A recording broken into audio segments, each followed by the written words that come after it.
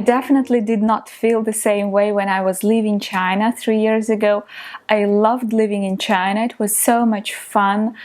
The money was good and I loved exploring the culture and learning the language and meeting all those new people. But at the same time, it was clear that China is not a long-term solution and that eventually I will have to leave.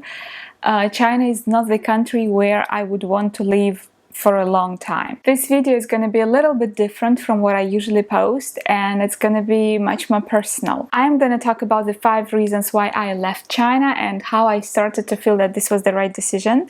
And I am sure that many of these reasons are true for many other expats. A small disclaimer though, this is going to be a very subjective talk, so if you disagree, if you feel different about the things I'm going to talk about, please remember that we're all different and we have different attitudes to the same things, and there is no need to try and persuade me of a different perspective. Okay, so reason number 1 to leave China is the fact that you will always be a foreigner in China, always be an outsider. Yes, on the one hand, this is a good thing. There are lots of perks that come with your foreign face and accent, and this is a topic for a completely separate video, but I always felt that I will never 100% belong there, no matter how long I live there. And of course it is largely due to the appearance, like no matter how good your Chinese is, you're always an outsider because you look like an outsider. But on the other hand, even if it was theoretically possible for us to mingle, the cultural gap is way too big for us to assimilate fully in China in adult life. China is such a homogeneous country in terms of mentality, in terms of way of thinking, that it simply does not allow any foreign person, any outsider to fully assimilate. Maybe those foreign kids who grew up in China or who grew up in mixed families, who went to school in China, maybe they feel different. But as adults, we are always outsiders, no matter how many years we live there. We are just like people who arrived yesterday. Reason number 2 is kind of a continuation of the first one. Since we are always outsiders for the Chinese society, we kind of always stew in the expat community. Most of the time we communicate with people from our own country, from people who speak our mother tongue, and it is extremely fun, and I got to meet so many amazing, inspiring people whom I love so much. But at the same time, I started to feel that as I grow older, I want to build more stable and more sustainable friendships and relationships, and it's extremely hard to do when people like come and go every year or every 5 years. And I am always so sad to drift apart with people who were once very close friends to me. Every time it happens, my heart breaks a little bit, and I just don't want to experience that anymore. So I feel this growing need to build long-term connections, long-term friendships, and generally relationships that last for more than 1 semester. Okay, reason to leave number 3 has to do with Chinese language.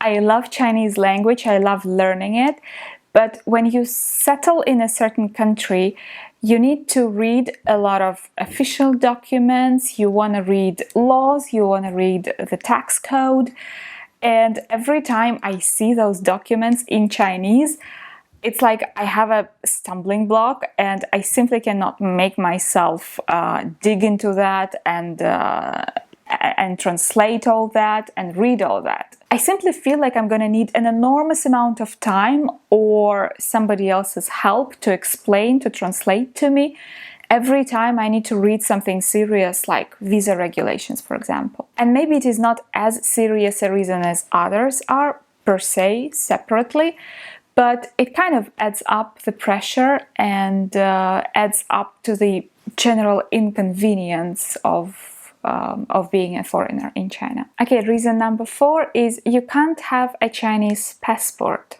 like at all, under no circumstances. No matter how long you live there, you simply cannot become a Chinese citizen, and this is probably one of the major reasons why China is not a long-term solution. This is an indication that you will always be a foreigner there. China historically is not a country that would welcome immigrants contrary to the Americas, for example.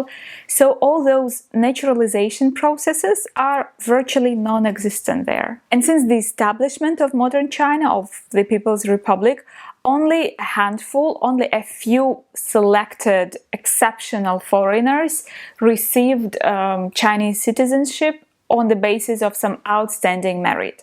And we all know that's not going to happen for any of us. And even if you marry a Chinese citizen, you can only hope for a permanent residency. And anyway, you would have to relinquish your own citizenship, your home citizenship, because China doesn't allow its citizens to have two citizenships. So all in all, no matter how long you live in China, no matter whether you have assets there, whether you run a business there, you still have to apply for a visa every 12 months. And finally, reason number 5 is that a healthy European lifestyle is super expensive in China. If you want to have decent quality goods, if you want to have organic food, if you want to have good health care, if you want to have an apartment with more or less decent, adequate facilities and design, all these things are super expensive there. I once went to a hospital in Shanghai for a very simple medical procedure, and I ended up paying about $1,000, and the worst thing is that it didn't even help. Then 3 months later I went back home, and I went to a very regular free state clinic, and a doctor recommended me a $2 medicine, and it worked. I know that this example cannot be extrapolated on many other situations, but since then I genuinely dread catching a cold in China, because I know that every time I go to a hospital, medical bills are going to be huge and kind of unpredictable. So all these reasons are why I do not want to live in China long term, why I left, and why I think many people leave after living there for many years. But you kind of start thinking about healthcare and taxes when you're closer to 30. But university life is so much comfortable and so much fun there that I understand why so many people do not want to leave. And it was very hard for me to move back to Russia too. And the first 1, maybe even 2 years were very hard. They were super hard. There was a lot of adaptation and a lot of thoughts. Maybe I should go back to China. But then the pandemic started and kind of cut off such thoughts for now. So right now I continue learning Chinese language because that is a never-ending process, and I am fascinated, genuinely fascinated by it. I keep reading books in Chinese, and I keep watching Chinese TV shows because that is a great way to stay up to date with the trends in the Chinese society, with what people are talking about, with the latest vocabulary too, because slang changes very quickly, and like every month there is this new chunk of vocabulary, of interesting vocabulary. And I am also so looking forward to going back to China for travel, because that is such a beautiful country and there are so many places that I want to visit. I so hope that the pandemic is going to be over soon so that we could all do that. Okay, that was a lot of rambling. I will be back next week with more useful content about Chinese language learning. 谢谢大家耐心观看，下次再见，拜拜。